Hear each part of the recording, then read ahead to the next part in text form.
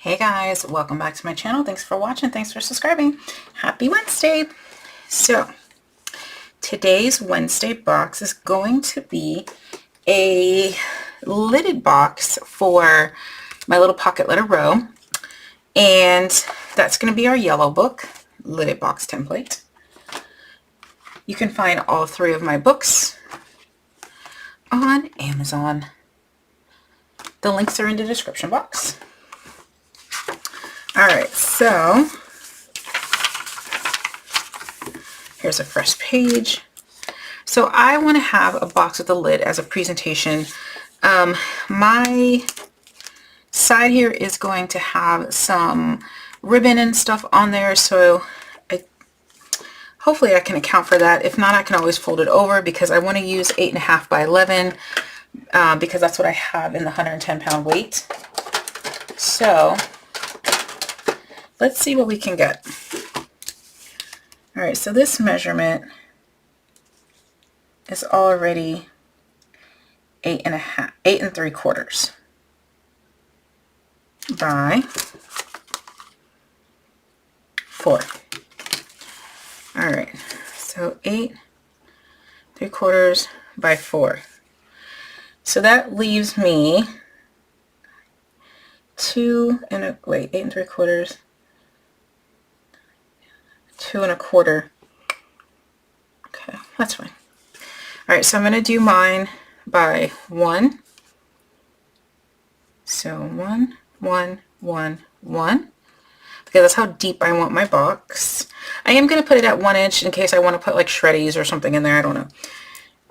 My left to right is 8 3/4, and my up and down is 4. Let's go ahead and math our cross. So 1 and 8, 9 3/4, 10 3/4 by, let's do our up and down. So 8 3/4, 9, 10, I'm sorry, not 8, 4, 5, 6. See, even I mess up. 4, 5, 6. All right, and we're going to score it at 1 inch on all 4 sides. And I'm going to do which lid? If you watched my how to use my book video, I gave you 3 lid options. And I think I'm just going to do the lid where it's the same as the box. So that just needs to be slightly bigger. All right, I think I'm going to use white. Okay, so I picked out 110-pound weight white for the bottom, and then Flirty Flamingo from Stampin' Up! For the top. Okay, so let's do the bottom first. We need to cut our paper to the 10 3/4 by 6. Score it at 1 inch on all 4 sides. The paper was damaged on the bottom right, and so, the paper was damaged here, so I made that the bottom right so I can cut that off in case y'all was wondering what I was doing. So by 10 3/4. Okay. And scored at 1 inch on all 4 sides. So just make sure that when you're using 110-pound cardstock, you really need to get that score line in there to prevent cracking. This looks like it's a little bit off.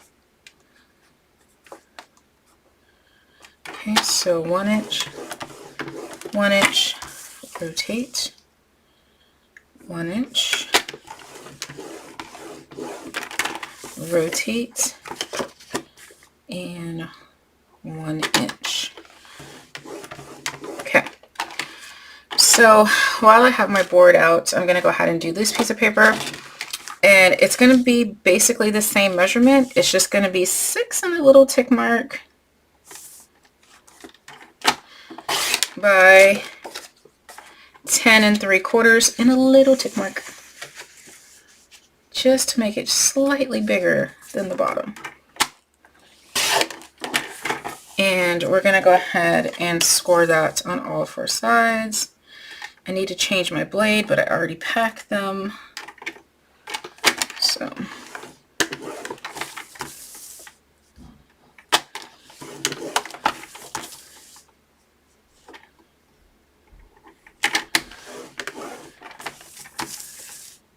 and this paper is 65-pound weight, so I don't have to score it as hard, but you still want to make sure your score lines are good. Right. If your lid and your base are the same color, you may want to mark what is top, what is bottom. Alright, because my blade is raggedy, I'm going to go ahead and cut the raggedy parts off. Don't leave the raggedy bits on. So I'm just going to go around and cut all the raggedy parts off. Okay, so you can see all my raggedy bits on there. There we go. Okay, so then we're going to go ahead and just varnish.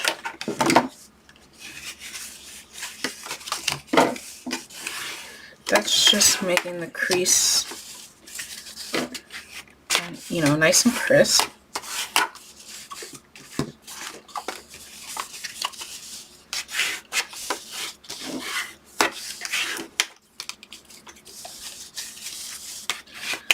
Alright. Now I'm going to go ahead and cut my box on the long side. I'm going to cut up the score line, miter, miter, cut some of the bulk, cut up the score line, miter, miter, cut some of the bulk. Do the same thing to the bottom or the top, whichever you want to call it. Okay, last one. And ooh, I made it cut too much of that one. That's okay. Okay. So I'm going to go ahead and fold all 4 of my tabs in. I'm going to add my glue. I'm actually using this in a swap, so I need to make sure that I glue it perfectly. Sometimes on my samples I'm lazy with the glue, but when it's for somebody, I'm perfect with glue, because there's nothing more embarrassing than something that falls apart. Alright, so now we're just going to go ahead and line our corners up.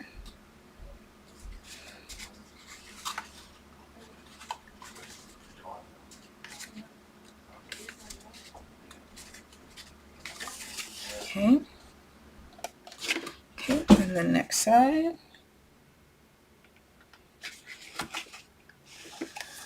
And then the last 2 sides.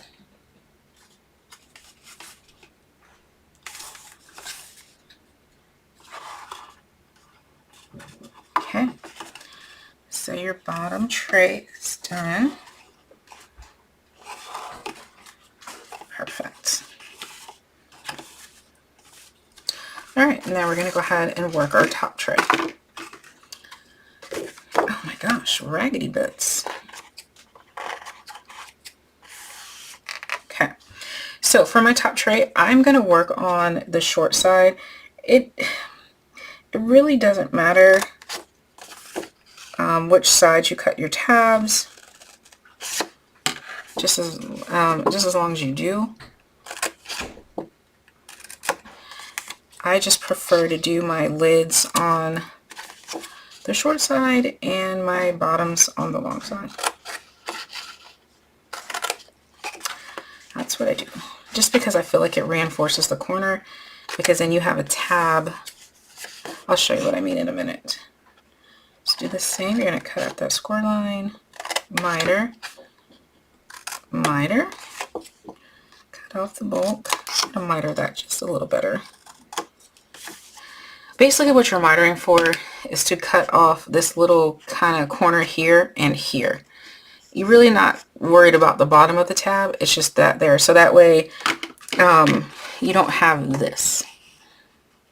See how that has that little, that means I didn't miter enough. So you can go through and cut that off. but it's just so much easier to do it in the beginning. Okay. So cut up the score line, lighter, and lighter. Okay. Varnish. Oopsies.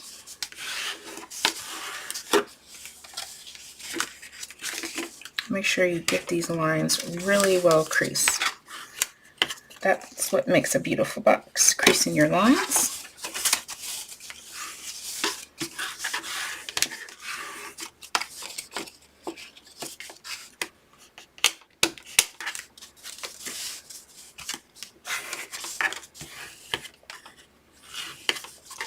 And last one. Okay. And same thing. Make sure we get enough glue on these 4 corners, a little bit in the middle.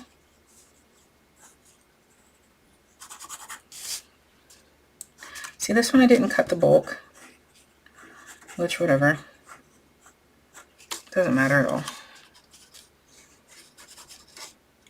The only time like it super matters is when you have a small box. Then it does matter. But usually with a 1 inch or more depth, it doesn't matter if you cut those tabs or not.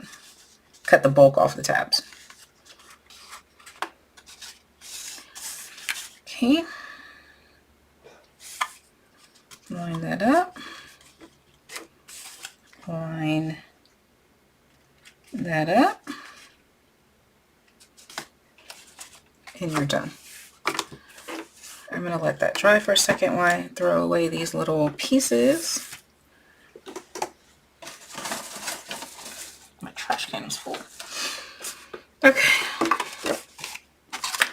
So there you have it. I have plenty of room to add my ribbons and whatnot.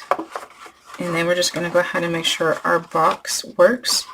I'm being very gentle with the box right now because my glue is probably still a little bit wet. So being extra gentle. Once the glue dry, I am not gentle with these boxes. You know what? Let's go ahead and make ourselves a finger pull. It just kind of makes it easier for your person to open the box.